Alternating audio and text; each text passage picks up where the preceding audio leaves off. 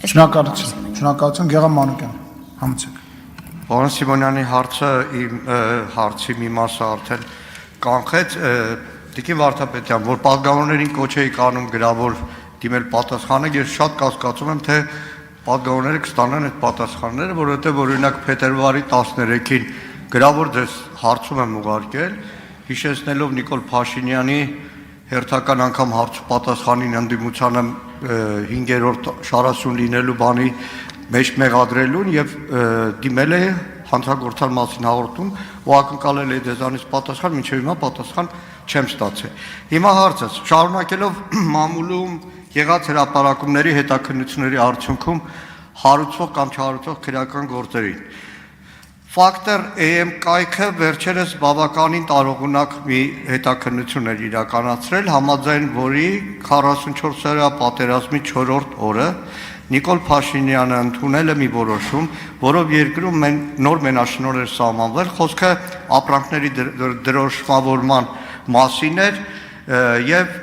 պետք է օպերատոր ընտրվեր ու այդ օպերատորին էր ամբողջ գումարը հասնելու փոխարենը, որ պետական համակարգը կարող էր իրականացնել եւ միլիարդավոր դրամները հոսեին պետական բյուջե։ Հետո արդեն պատերազմից հետո մի քանի օր հետո ընտրությունը տեղի ունեցել եւ պարզվել է այն օպերատորին, որ ընտրել են, պատահականորեն պետեկամուտների կոմիտեի նախագահի տեղակալի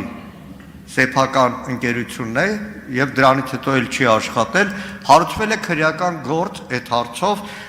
եթե կարելի է էլի նախաքննության գաղտնիքը չխախտելով կարող եք ինչ որ մանրամասներ ասել այդ քրեական գործի հետ կապված։ Շնորհակալ եմ։ Պարոն Մանուկյան, ձեր հարցման բովանդակությունը, քանի որ բարձրաձայնեցիք, ես մի քանի հարցում եմ հիշում նույն բովանդակությամբ, որ դուք մեզ ուղարկել եք, եթե սխալվում եմ, մեկ հարցում չի,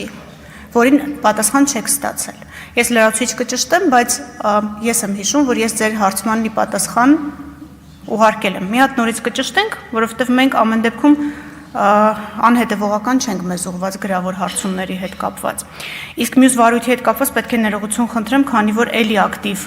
քննության փուլում գտնվող վարույթ է, որի վերաբերյալ տվյալ չեմ կարող ներկայացնել, մինչև այն փուլը, երբ որ պատրաստ կլինենք արդեն գոնե անիֆի չափ տեղեկատվություն ներկայացնել, հաջորդիվ որևէ ձևաչափով տեղեկատվություն ձեզ կներկայացնենք, կամ գրավոր, կամ բանավոր։ Արձագանք պարոն։ Շնորհակալություն առիթից օգտվելով, որ արձագանքի հնարավորություն կա, այս դրոշմապիտակի մասին է, գործընկերներ, որակով շատ ավելի վատն է, քան նախկինում եղել է, առնվազն ծխողները կհաստատեն, որ Հայաստանում գործող խանութների վաճառողների մեծ մասը ամեն օր անիծում է այս գաղափարը մտցնողին, որովհետև սիգարետների այդ ակցիզները, այդ սարքերը չեն կարդում, ստիպած հալեցնում են, տոպրակն են պոկում եւ իրականում նաեւ շատ ավելի բարձր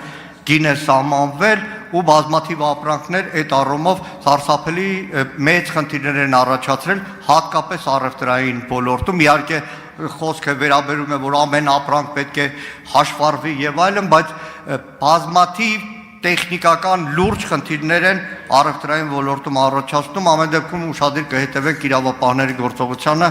այս հետաքննությանը եւ ընդհանրապես շնորհակալություն մեր բոլոր հետաքննող լրագրողներին, որոնք նախկին իշխանությունների ժամանակ հիմա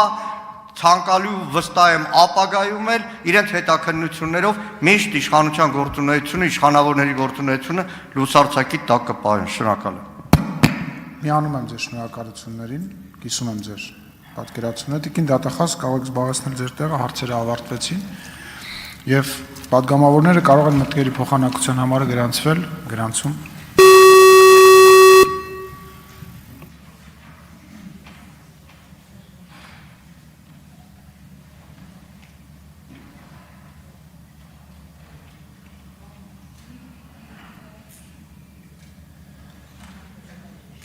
Գեղամ Նազարյան, համեցեք։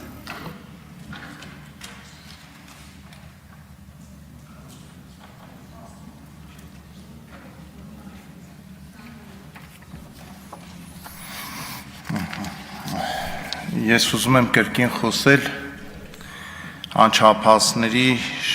շրջանում հանցագործությունների աճի տարածման մասին, շեշտելով այն հանգամանքը, որ ցավոք սրտի երկու տեսակ հանցագործությունների հետ մենք